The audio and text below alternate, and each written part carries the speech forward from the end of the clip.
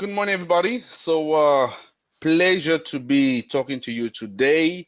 Welcome to WiBA, which stands for What is Best from Africa. This is the forum that is looking at the opportunities and the challenges that are faced by the renewable energy sector in Africa. And then it's a pleasure to be talking to all of you wherever you're joining from today. So we have had the pleasure of, in our registration, to see that more than 30 countries have signed up for these interesting webinars, and among which you have 16 countries in Africa and a range of professions. We're going from academics to financial services to technical professionals. So it's very, very interesting. First of all, so who am I? So I have to introduce myself first, right? So I am Tony T. I'm the founder and CEO of Renewable in Africa, your Africa Clean Energy Champion. And today I'm going to be your moderator. So I'm going to be assisted by my colleague who's called Oluwachirere, who is our Kenya and East Africa director. So that's what we're gonna have. So let me now share my screen. So let me just do that very quickly. I'm sure you can see that. Okay, so oh, 1 second. Okay, so some house rule first. So you want to stay off camera for your camera, except our speakers, so your microphone as well. So you're going to be asking questions, to use the chat command, please, and we will direct that to the right speaker at the end. We're going to address that. And then please send us your feedback. So if there is anything you want to share or you don't enjoy or enjoy, feel free to share that with us. And last but not the least, make sure that you spend a good time with us today, right? So that's what we want to see you doing.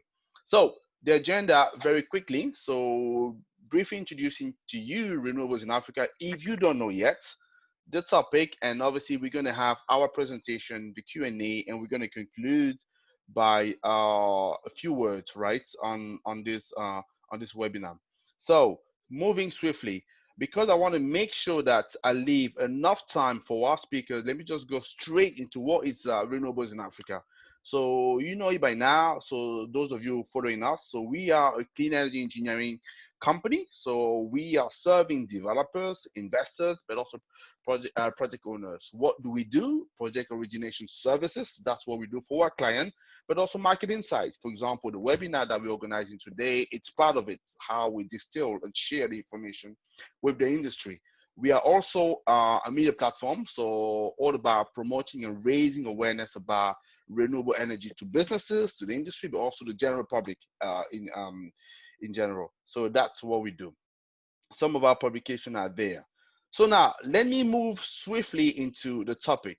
So which is averting the next crisis. How do banks adapt to climate change risk? Very important. Why are we talking about that at all? So a few years ago, when we were talking about climate change, so bank or financial services in general were looking at that from a distance, not properly understanding how it was affecting them, basically. And now things have changed this day, and when we're talking about financial services, you want to be looking at the financial risk, and this has been the actions principally of one guy, which is Mark Carney, who's the former Bank of England governor. And this is the topic that we're going to be looking in detail. So how now the climate change affecting financially the bank, and also what is the consequence for the sector, renewable energy. So we have two distinguished speakers. We have Leila Kamdem-Fotso, the partner at Mazars. They run a study and a report that they released, very interesting, that is touching on that. And we have Romain P, who is head of investment of AIIM, one of the most important infrastructure funds that invest into Africa. So Leila, I think you can hear me, right? So if yes, I would like you to share your screen. Leila, can you hear me? Yes. Okay. Yeah. Would you mind, let me just stop sharing and I'll let you go on, please. Okay. Let me do that now.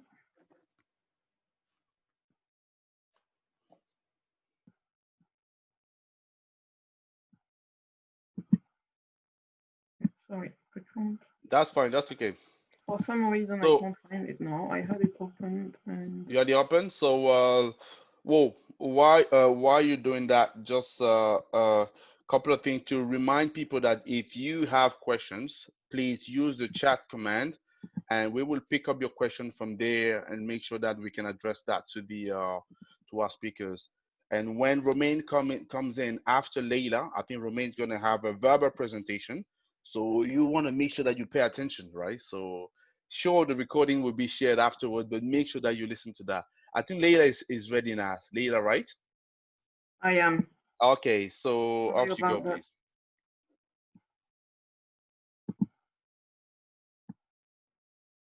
Is it still full screen? Because I'm not sure what you are seeing. No, it's not full screen yet, but we seen your slide on the side. Okay, that's full screen now. Sorry, I'm having a bit of a. Oh, okay. Do you have a challenge? So I think if you can go full screen and move, that's fine. Tony, if you don't mind, do you mind sharing your screen actually? Because okay. I'm having a trouble with the full screen mode. I don't know why. No problem. No problem. Sorry So about that. no. That's okay. It's all okay. So we did talk about that before, and if I share my screen, yep. Can you tell me if you see my screen? It's coming. Okay. Can you see my screen? Not Yes. not the presentation yet, but Okay, 1 second.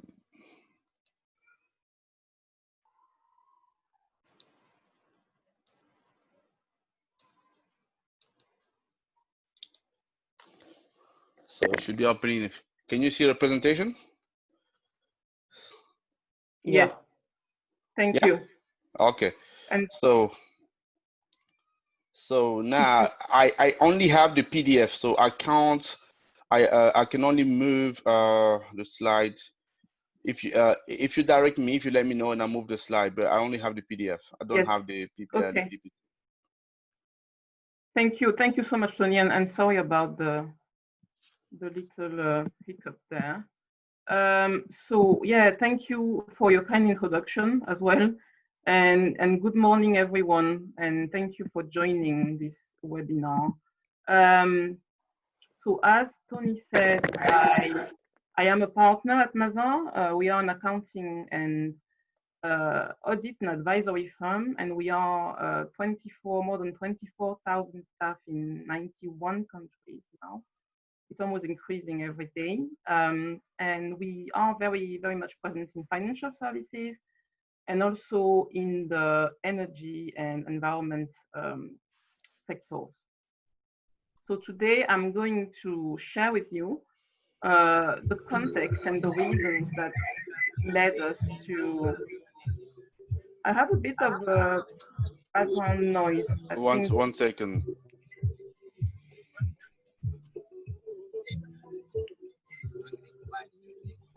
Maybe someone who's okay, not on so mute. if you don't mind, all of you on the phone, make sure that you are mic off, please, because I think we're hearing some music. Okay, Leila, I think you can carry on. Thank you.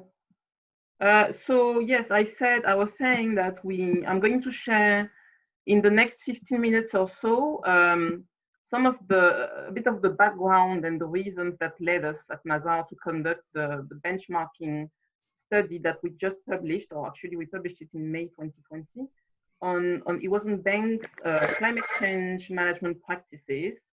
And I'm going to share an overview as well of some of our report key findings. And as we go through the findings of the report, I will also share some practical examples of some African banks' responses to the climate threat. So if you don't mind moving to the next slide, please. Yeah, so that was I just shared actually now the content of the presentation. So we can go to the next one. We see here is that 70% of central banks view climate change as a major risk to financial stability. And this was a finding from a study that we published at Mazars in collaboration with UMFIF. central banking think tank in February 2020. And the study was based on a survey of 33 central banks across the world. So as Tony mentioned it at the beginning, in 2015, Mark Carney, who was then governor of the Bank of England, made a speech. He gave a speech to the insurance industry, and he said that climate change was the tragedy of the horizon. And the reason why he believed that climate change was a tragedy of the horizon was because by the time changes to our climate materialize into catastrophic financial losses, it will probably be too late already to act and to reverse the situation. So if you can move to the next slide, we're going to see so that climate financial risks are driven by two main factors.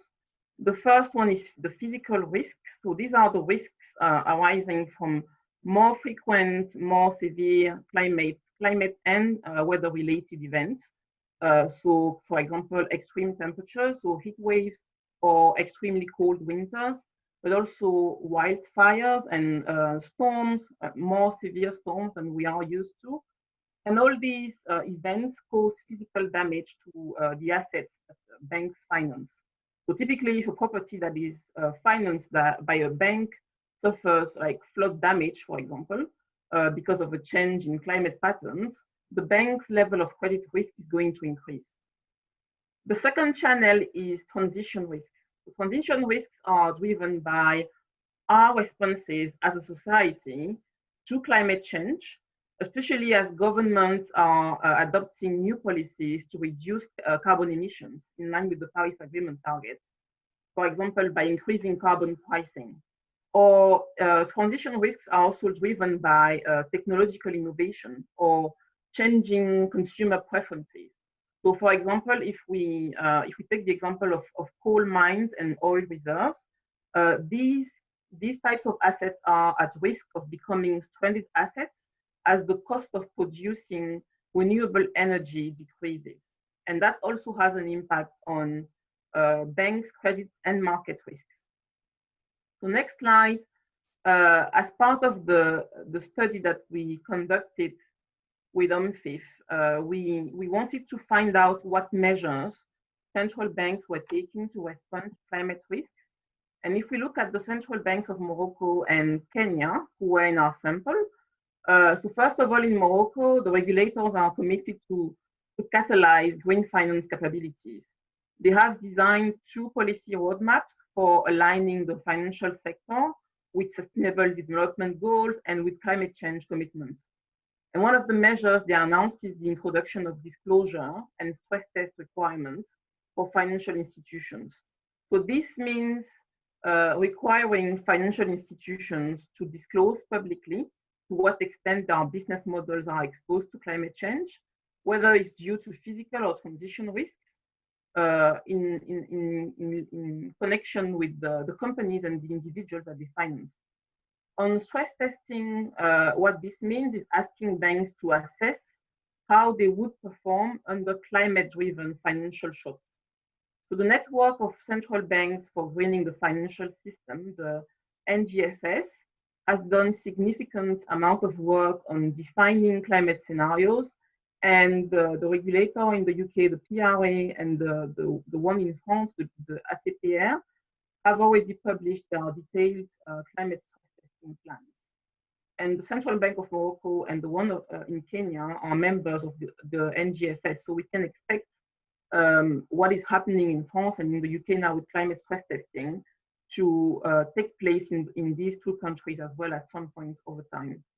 If we look at Kenya, the central bank is also very active on promoting green finance. I think the focus so far is more on the opportunity side. So they are working on promoting the right environment for green finance opportunities. And the ambition is to promote Nairobi as an African center for green capital markets. The regulatory framework for green bonds was published in February last year, and the first green bond was issued by a property developer called Acorn Holdings to build climate resilient student accommodation. And that was, I think, later last year. So next slide, following this study that we did on central banks, yes, we wanted to find out the extent to which commercial banks were prepared and ready for upcoming climate regulations. So we looked at a sample of 30 banks, including 25 largest banks worldwide. None of these banks are headquartered on the continent, but some of them have operations in some African countries, for example, Stanchart, BNP Paribas, Citibank, or SocGen. So starting from the high level expectations that were defined by the UK regulator, the PRA, because it was the first regulator to put on paper what its expectations were for banks. So we reviewed banks' sustainability reports, and we assessed what was disclosed in those reports against the standards that were set by the PRA in terms of governance, of risk management, scenario analysis, and disclosures. And so if we move to the next slide on the results of the report, first of all, we found that most of these banks' board of directors are starting to monitor climate risks. That's 70% of cases. These banks usually have one or more subcommittees in charge of considering and discussing regularly the climate risks facing the bank. However, only a minority of banks, 37% of them, have fully integrated climate in their risk management frameworks. Sorry, Tony, I think that's the next slide. Yes, so as I was saying, only 37% of banks, compared to the 77% who are monitoring climate risk at board level. What we see is that if you want the level further below on terms of risk management, only 37% of banks are disclosing the incorporation of climate risk in their risk management framework. So more work needs to be done to align financial risk policies and procedures and controls and systems to take climate risk into account.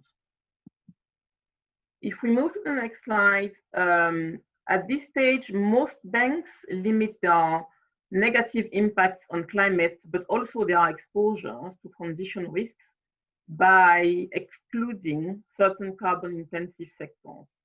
So typically, the sectors that banks are exiting include coal mining, coal-fired power plants, Arctic oil and gas, and oil sands.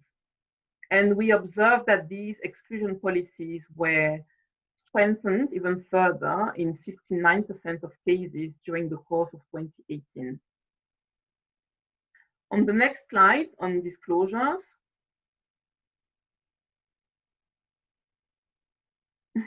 Thank you. So this is the fourth and last area of our review.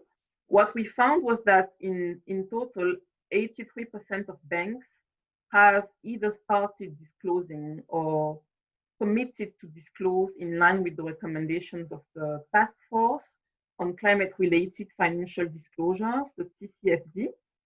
So the TCFD was set up by the G20, the Financial Stability Board, and at the time, Mark Carney was also chairing the FSB. So this is very much an initiative that he has helped and he has actually set up.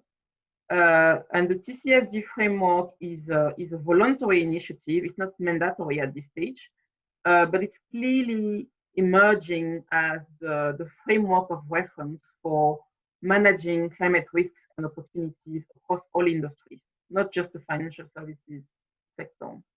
And disclosure is really key to allow investors to compare companies and to decide if they want to invest in the greener or the more climate resilient ones. Next slide.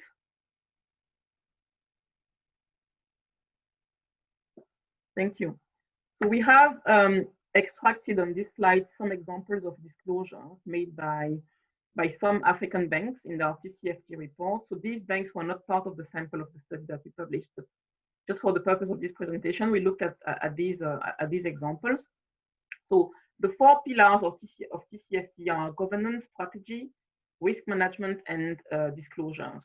On governance, the board of directors of Investec is responsible for overseeing climate-related risks and opportunities, and the credit and investment committees are responsible for taking ESG considerations, ESG risks into consideration when making lending and or investment decisions. On strategy, Nedbank has committed to increase the proportion of its funding to be directed to climate mitigation and adaptation, so including clean water and climate resilient infra projects. Nedbank has also put an exclusion policy in place for the financing of, so actually against the financing of new coal-fired power plants. On risk management, the 3rd pillar, Standard Bank uses an ENS, so environmental and social risk screening tool for clients and for transaction level risk assessment. And on metrics and targets, the last pillar, Investec is disclosing now a scope 1, 2, and 3 greenhouse gas emissions, and also the amount of fossil fuel exposures that it holds in its lending portfolio. So on the next slide, what we see is that, yeah, despite the strong support for TCFD, the implementation of the framework is still very uneven. So it's very inconsistent if you compare one company to another. The level of the quantity and the quality of the information that is disclosed is not completely, I mean, it's far from being consistent, and then it's difficult to compare one company to another. One of the key challenges faced by banks in particular in implementing TCFD is around scenario analysis. So as part of the strategy pillar of TCFD, firms need to assess how resilient their business models are under different climate scenarios. And at this stage, firms still need to work more to bridge the data gaps that they are facing, and also to improve their methodologies and tools for quantifying climate risks under certain scenarios. So today, around 50% of banks report using scenario analysis, but it's only in pilot mode at this stage. So that means that in most cases, they don't actually publish the result of the scenario analysis. They only say that they are doing it, but you can't find much in terms of the results of these scenario analysis in their reports. So it's difficult to, when you look at the bank's report, to understand the financial value of the climate risk that it is exposed to. So the next and final slide. Yeah, so just maybe to wrap up, in summary, the key points I wanted to leave you with is, well, first of all, climate change is a major concern for central banks. Commercial banks can expect more regulation, including around disclosures and stress testing. But it's not just about regulation. I think there's also a strong business case for better incorporating climate into the long-term strategic management of banks. Increasingly, banks are exiting carbon-intensive sectors, such as coal mining and coal-fired power plants, including on the continent, as we have seen with the example of some of the South African banks.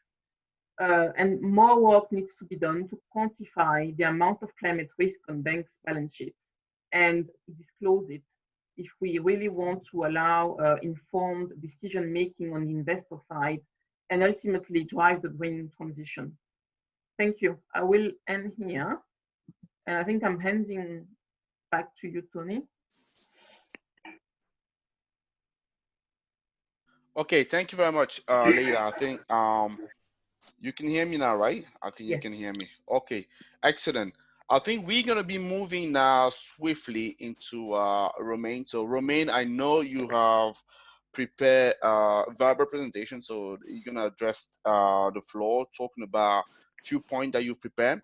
So I can let you crack on that, Romain. So sure. Good afternoon, everyone. So when Tony called me and say, how do banks adapt to climate change risk? I thought, okay, let's tackle into three different angles. The first one, as Tony mentioned, we are a private equity house focused on infrastructure in Africa. So I say, well, we come across banks every day, and what have they done in the renewable space? And outside of South Africa and Morocco, we have not seen the local banks at all in the renewable space. What we've seen is the DFI, Development Finance Institution. So I say, okay, so at least on our side, they don't seem to be active. Now, we work with banks, as I mentioned, and we discuss with them. So we ask them questions. And I think the priorities for them is a bit inverted in the sense that their biggest priorities is to find credit-worthy clients, okay? And credit-worthy clients usually tend to be government, state-owned enterprises, and then very quickly they go into oil and gas companies, as well as mining companies, okay? So they don't seem necessarily, they kind of don't seem to be thinking about climate change risk on that angle. Now, I think there's been a few things which was coming out of that. Now, Leila mentioned, I think Standard Bank or Nedbank is put in place ENS risk assessment. At least, and I think from the financial services standpoint, where we are part, I think in the private equity industry, that has been in place for, I would say, over 10 years. And I think so it seems the banking sector is completely lagging behind that as producing data, be able to do the analysis. But what I think you made a very good point. And I think that's, we shouldn't try to transpose kind of European problem into necessarily an African problem. And I think what I was saying, you put a case, you say something, banks need to see a strong business case. And what I was going to say is, funny enough, there is a massively strong business case for banks. But at this point in time, and I will give you two examples, the banks do not seem necessarily to take that into consideration. For example, we've done a thermal power plant in Mali. And so I go often to Bamako. And one of the top African banks has decided to build a brand new headquarters in Mali, okay, which is a country where you experience 50 Celsius degree temperature in the summer, and it's not going to be pretty hot. And they build a brand new headquarter glass building. The amount of this is not climate resilient, but it's going to be very energy inefficient, and it's going to be very expensive to maintain. And I think too many times banks, which are big owners of real estate, do not in fact consider that in building their branches or their headquarters. I take another country. So we've invested in Nigeria in a platform called Starsight. And Starsight do what we call commercial and industrial. So they do two things. They take over the energy need of their clients. That means three things. Resizing the size of a diesel genset, putting solar panels, putting solar panels on the roof to reduce fuel consumption. And the third one, changing all the aircon inside the buildings to make it more efficient. And among our top 5 clients, there is 3 Nigerian banks. Now I'll give you 2 numbers. So by changing to more modern aircon, we've reduced the consumption of electricity by 30% in average across the building. By doing that, as a combination of the solar PV on the roof, we've reduced fuel consumption by over 50%. So what I'm saying is the commercial and economic case is there, but I think the people do not actually look at that, and they don't try to reduce their cost because they're not operating in an environment where they need to be very competitive on cost. In South Africa, slightly different. People have moved towards putting a solar panel of rooftop and so forth. Why? Because currently you got what they call load shedding, which is basically you have no power outage. And so they needed to become more resilient or not be sufficient from the grid. So they needed to find alternative into that. And at one stage, I'm receiving emails today and saying South Africa has claimed that the coronavirus, there will not be load shedding. Well, surprisingly, there's been 2 load shedding today in South Africa. So if you're having any businesses, you want to be resilient and be able to operate. And I think that's one of the benefits that storage, solar PV, and other renewables bring to the economy. But this time, the people which are embracing it, I think that still the continent is lagging behind if you see compared to Latin America or Asia. But I will stop there and give the mic back to Tony. Okay, thank you very much for this passionate plea, Romain. So that was actually quite a very good one. So I know there has been a lot of interest from people, and then has been question. At this stage, that's when I want to bringing in my colleagues. Oluwa, can you hear me? Yes, Tony, I can clearly hear you. Okay, no problem. I know you've been taking down some notes and also collecting the questions, and I'm sure you also have your own questions. So would you mind, please, just telling us what the questions are and who do you address the question to? Whether it's both Yes. Leila and Romain. So yeah, you tell Oh, us. yeah. Yes, guys. I do have a couple of questions from our attendees, and this one is directed to Leila, and it goes like, how do banks cascade down to the sector measures they are taking? Will they then favor renewables projects? Leila.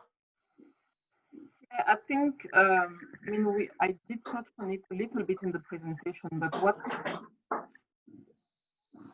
is it me that's beeping or?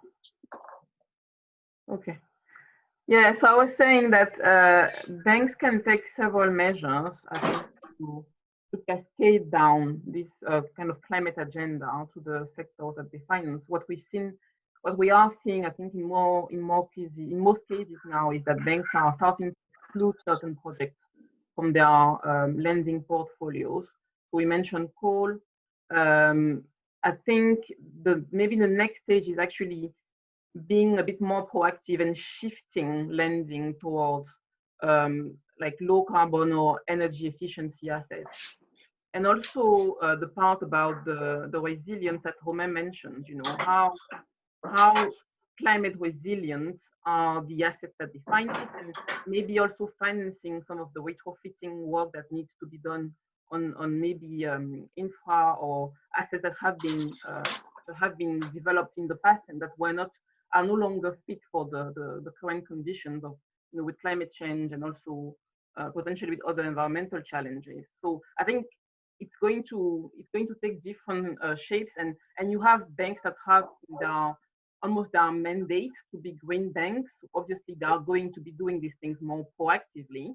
But if we say, I would say in the mainstream part of the industry, what we are seeing currently is more about this exclusion of sectors progressively.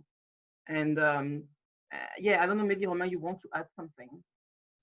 Well, I think currently, I say it's been a bit the easy bit for everyone. Yeah. If you're a country like France, you say, well, thanks, I will not finance coal mining. Well, you don't have coal mining in France for at least 30 years. There is not that many African countries which are having coal mining outside of South Africa, Zimbabwe, and I guess Botswana. Now, I think so that's been the easy piece. People have not now.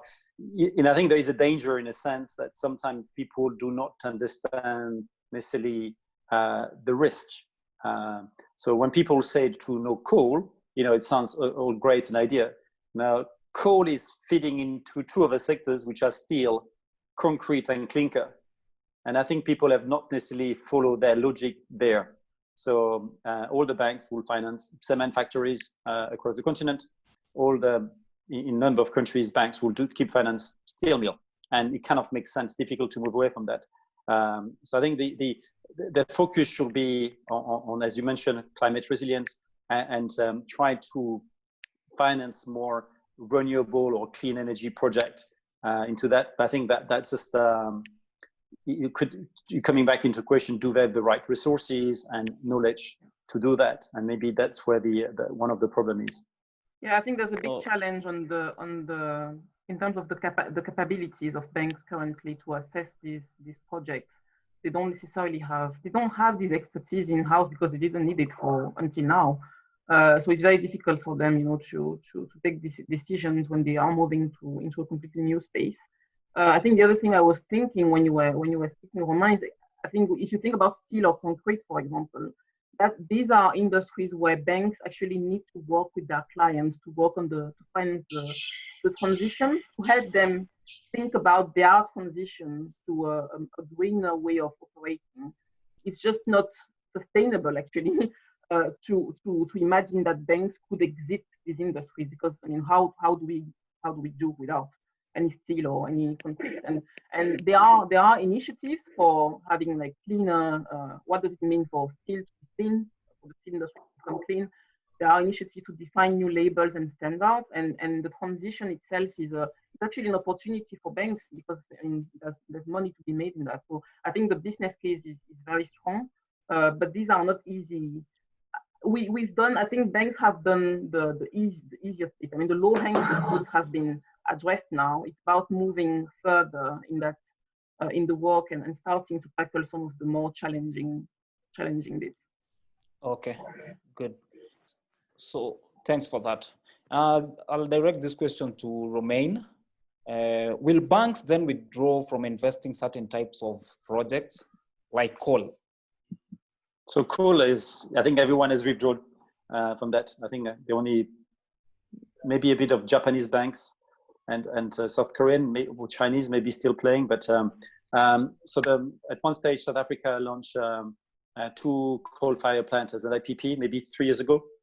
This project won't go ahead in the current forms.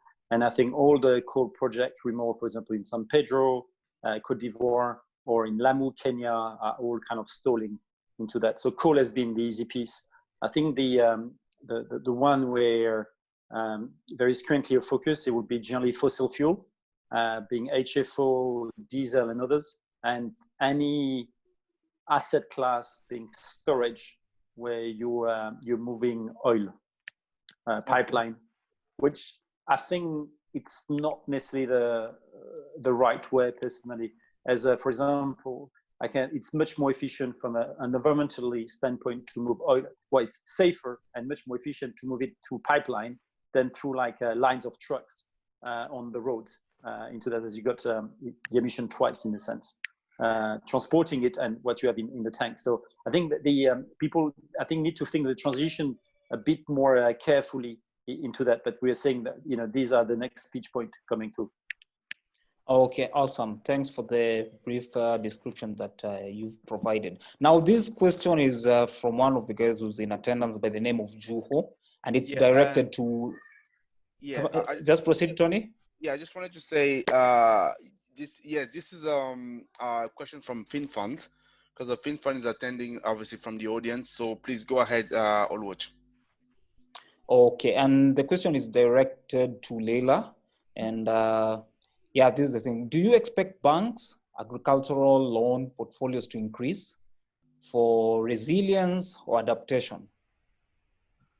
I'm not sure if I expect the size of banks' exposure to agriculture sector to increase because of climate reasons.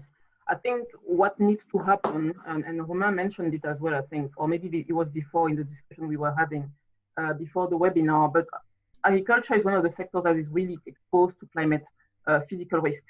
So there needs to be work there to make the sector more resilient. Maybe I know there are projects to think about new crops that are more resistant to drought, for example.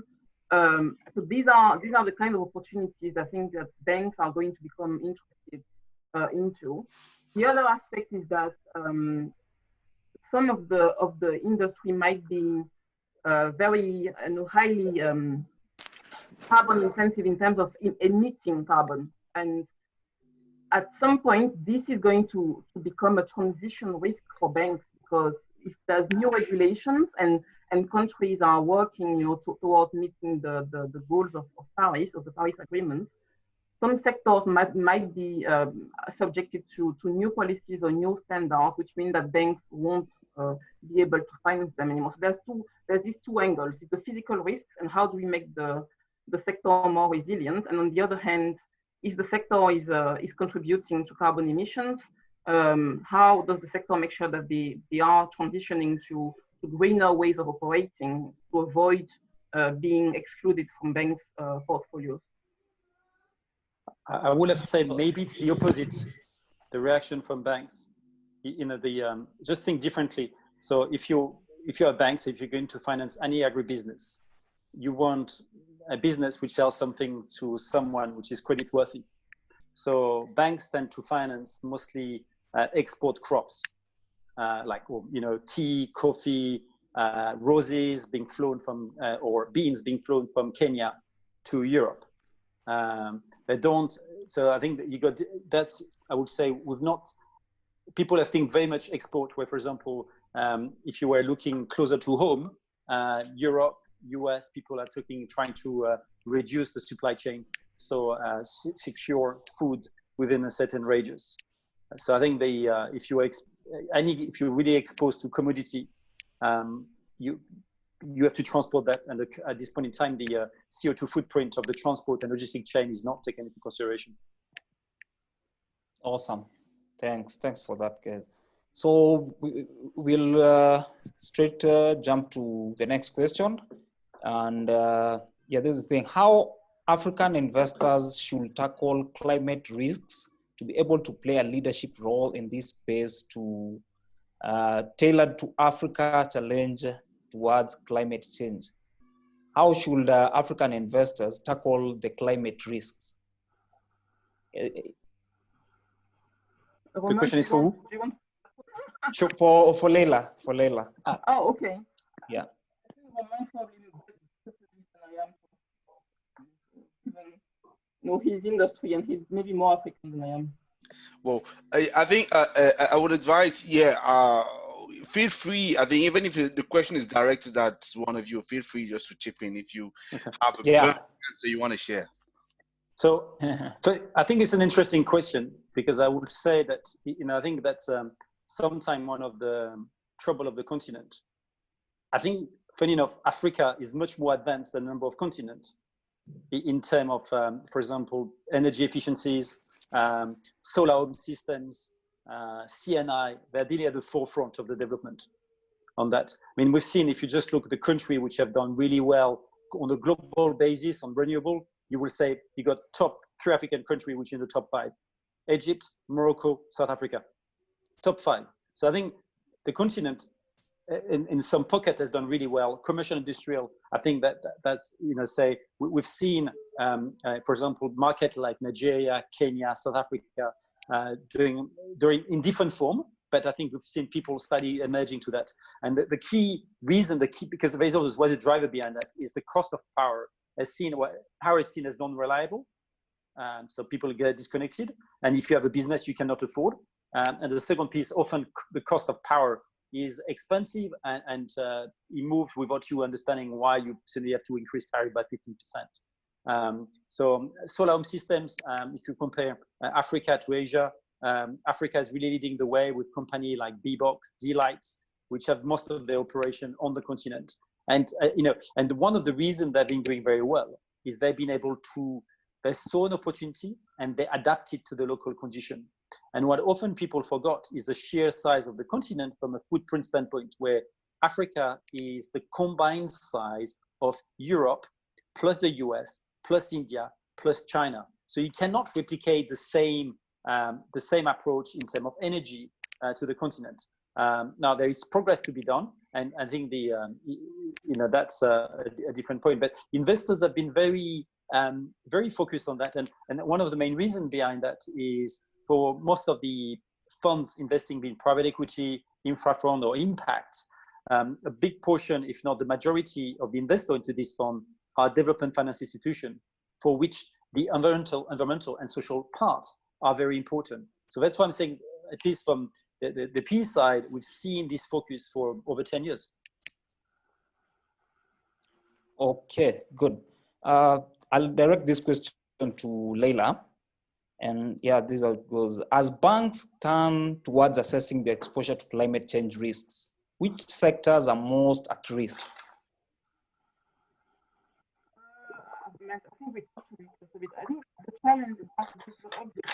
We mentioned the coal, oil and gas. I think is probably the one of the big targets, at least in terms of maybe not exiting, but finding, and also for different reasons, not just because of climate.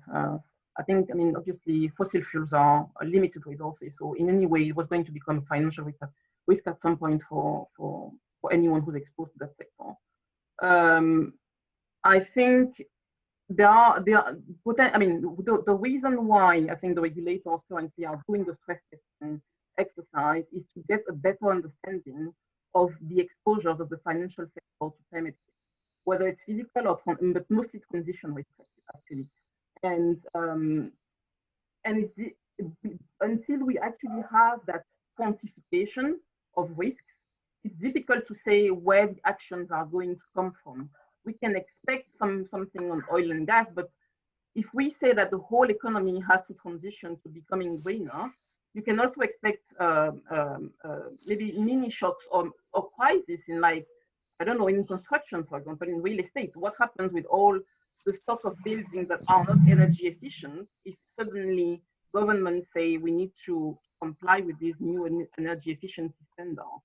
So I think I honestly want to keep a very open mind in terms of what sectors would be, exposed to changes in banks' policies on this, because I think it's going to evolve, and we've seen. I mean, lots of countries have committed to Paris.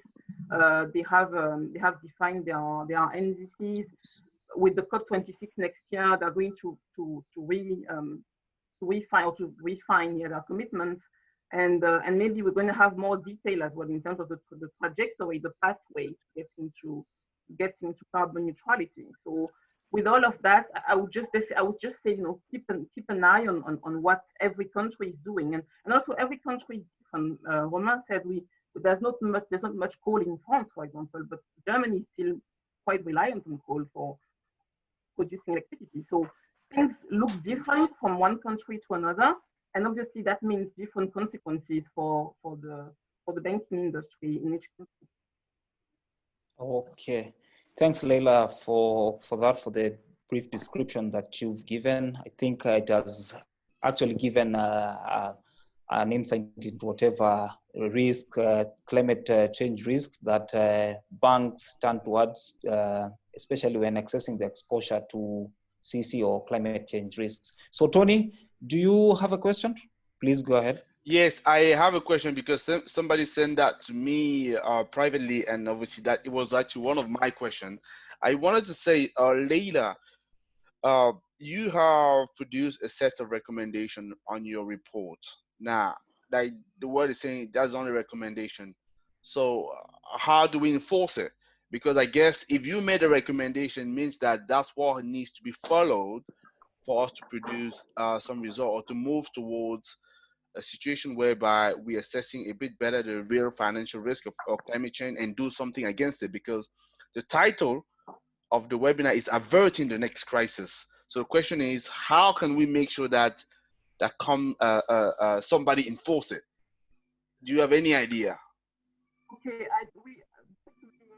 maybe the report doesn't make any recommendations. We look at what is currently being done, and we're just trying to give an understanding of how, what extent banks are currently integrating climate change in their operations. In terms of the way forward, I think there's a multitude of initiatives around climate change. The principles for responsible investment, the principles for responsible banking, the CFD I mentioned, and there's new initiatives almost every day now. But obviously none of that is mandatory, and no one is actually checking. When a bank announces that they are committing to this or that, there's not much in terms of actually getting someone external and independent to review and to hold these banks accountable. What is happening now is with the regulators and the central banks agreeing that climate change is a threat to financial stability, we're going to have more and more regulation. So banks will have to pay attention to this and to do things maybe in a more consistent manner, and not just for announcing because it sounds nice to look like you're paying attention to climate issues. I think the four kind of pillars, I would say, for any bank who wants to try and align with this agenda is, first of all, your governance. You need to make sure that you have someone at the top, not someone actually, but you have the right people at the top in terms of considering this issue and understanding it. We mentioned the issue about the skills. Potentially you need new individuals in the organization with the right focus and the right understanding technically of what that means considering your specific business model, the countries you're exposed to, the sectors that you finance. In the UK, the PRA actually asks for banks to have a senior manager, so an individual, a senior executive that is individually responsible for climate change. That's one thing. And then in terms of risk management, you need to have this into your risk policy, into your financial risk policies. This is no longer a CSR or marketing issue. It's really core to your business strategy and your financial risks. So that needs to be reflected in your risk management frameworks, in your policies, in your systems, in the tools that you have and the models that you have internally to measure the risk that you're exposed to. And then in terms of scenario analysis, I mentioned that I think that's probably the most challenging part. It's for banks to work on developing and improving their capabilities to measure these risks. And the ways of doing that is looking at different scenarios, because obviously no one knows what the future is going to be made of. No one knows what climate change in itself is going to mean in terms of climate events and weather related events, and let alone how that is going to translate into macroeconomic shock and financial shocks.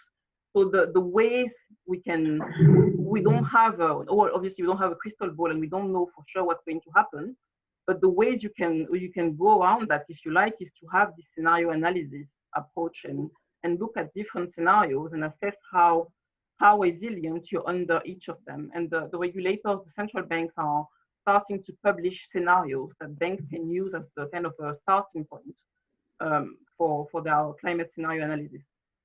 And the last one is disclosure.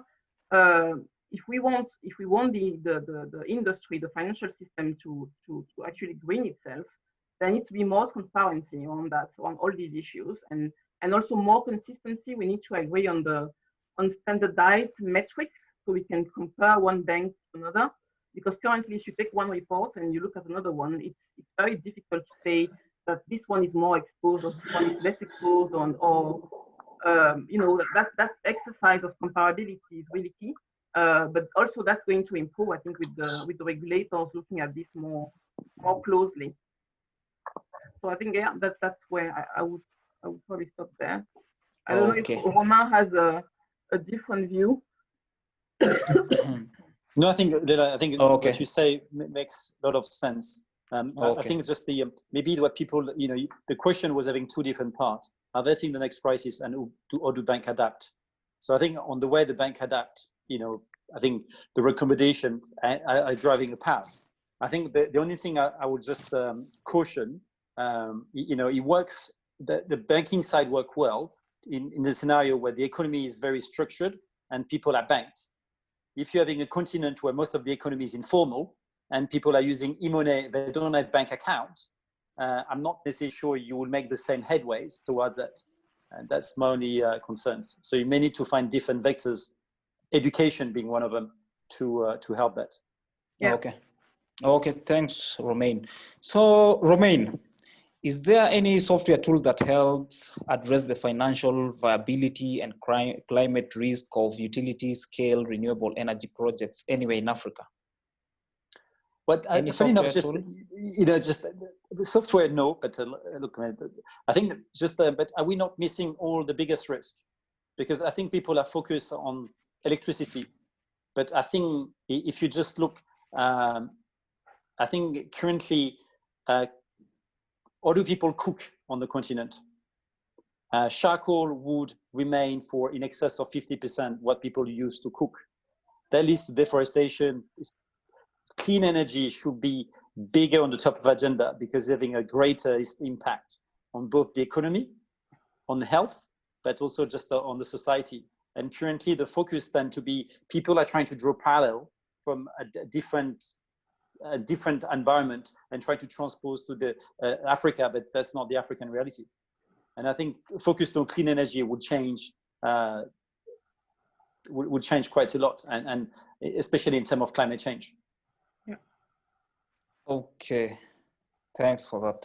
Tony, think you may as well pick up from Yes, there. exactly. Because I think we've had a very good discussions, and I'm sure there are still many questions because we've not been able to go through all of that. The good thing is both our speakers, I'm sure they are available. You can find them definitely on LinkedIn. And if I'm correct, Leila, I think the report that you mentioned, I think the two reports that you conducted with your team are available for public consumptions, and you've given us what the I think the link to that, right? So Yes, that's fine. Yeah. we should be able to share it. I just want to say to everybody that we will be obviously sharing the slide of the presentation, and together as well the recording. Just before we finish, I think I have a quick poll survey that we want to run. We just want to make sure that you enjoy the call or you didn't. So if you didn't, obviously tell us, and we make sure that we address it. So I'm just gonna launch it. So tell me if you can see that. So can you see some question coming your way? Yes or no? Yeah, okay. So I would appreciate if some of our listeners can can fill it up and then can share with us. And just to say that it was, as usual, very good to see many of you joining from many countries. As I say, 30 countries and 16 in Africa, which means that the topic was of great interest. So as I say, Leila, so the two examples that you show, both Morocco and Kenya, was actually quite well chosen, because I know in total you looked at 30 banks. So if I'm correct, 33. 33 central banks. 33 33. central banks. Oh, 33 central banks. Okay. The second one was for commercial banks, and that was 30 banks. Yeah. Okay. And how many were Africans? Do you have it on top of your mind? Do you remember? For the central bank study, we had Morocco and Kenya. That was the two African central banks we looked at. Because I think at the time they were the only two on the continent that were, or maybe the one in South Africa as well, that were members of the network for winning the financial system, the network of regulators. Yeah. Okay, that's fine. I think we had more than half of the attendants that obviously have completed the poll. So if I can share the result with you so that you can see, can you see the result? So I think most of you, I believe, have enjoyed the conversation, and we will certainly look at what we can do to improve it, and make sure that we come up with